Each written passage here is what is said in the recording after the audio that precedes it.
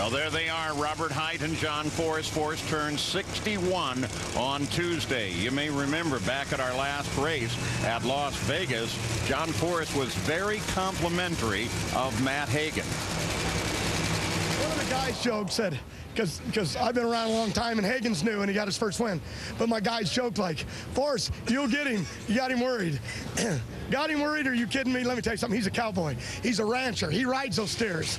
And I know all about that. And people say, well, what? My guy said, what do you know about ranching and cowboys? Because we're truck drivers. And my daddy and my brother Louie, they hauled bulls. I rode with them.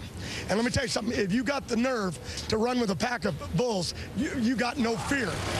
Well, and Matt Hagan kind of liked that, and so he had a gift for John Force. Hey, man. How you doing? Hey, I watched your interview last weekend on TV, and I just wanted to give you something to kind of remember me by. This is yours, man.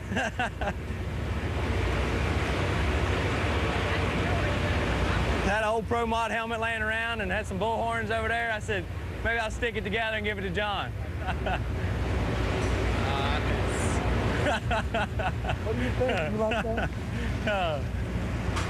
Watch the ones that come bearing gifts. That's in the Bible. Is it? Damn it. I'm going to keep that. All right. Honor to race you, kid. Yes, sir. Give me a hand. It's a real cowboy here. It's a real racer here. I am not even going to touch the possibilities on that one. John Force and Robert Hight as the body goes up on John Force's car.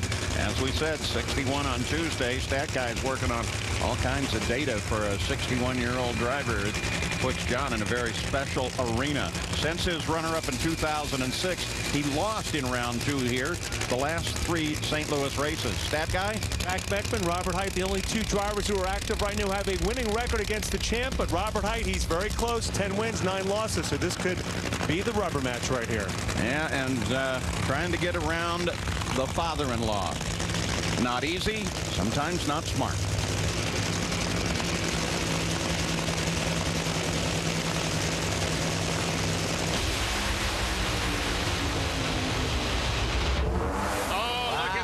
Robert Hight finally gets the guy. A 4.16, 297 miles an hour. He whipped him pretty good. I tell you, give Jimmy Prock enough time, he'll get it figured out. And I tell you, Robert Hight and Jimmy Prock, they came in here and they struggled, but they got better every single run. They started with a 4.58, a 4.49, a 4.32, and then that first round, 4.23, lost lane choice by 200ths to his father-in-law, John. But they got it all together in that right-hand lane that nobody in funny cars taken, but everybody in Top Fuel likes. But obviously, there's nothing wrong with that right lane because that 4.16 is a great run. Dave Reef, you've got Jimmy Prock. Yeah, and it seems anytime we get to these good runs, we ask how you did it. Well, how did you do that in that right lane?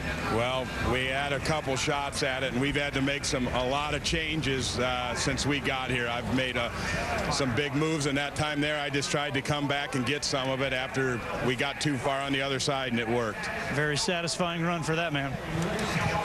And at the top end, Robert Hight and John Force. And when teammates go together, you know it can be a volatile situation, but you guys have done it many times in the past. Robert, Jimmy Prock gave you a hot rod, and you really took advantage in that right lane this time. That's for sure. That's our best run of the weekend, you know, out here in the heat. So, Jimmy Prock, good job, but it's hard to get, you know, all pumped up and celebrate when you beat the boss. But we've been struggling. It's no secret, and we're here at AAA. We want to do a good job for them, but we need this win, and we need to get back up in the points where we belong.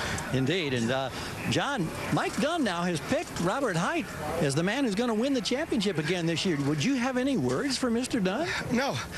No, you trying to start one of them fights with me and Dunn like you did with Caps? No, I ain't going to get into all that. We wouldn't do that, John. Come I know on. what's going on around here making TV ratings.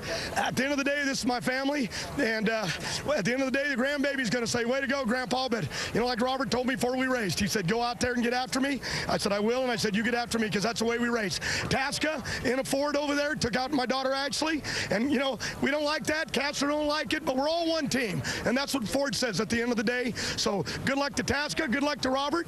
And this is Auto Club country right here. And let's see if we can pull it off, Robert. Get our job done. Thanks, guys. I guess John didn't hear about Pat Dakin's comments, huh? Jimmy, get that.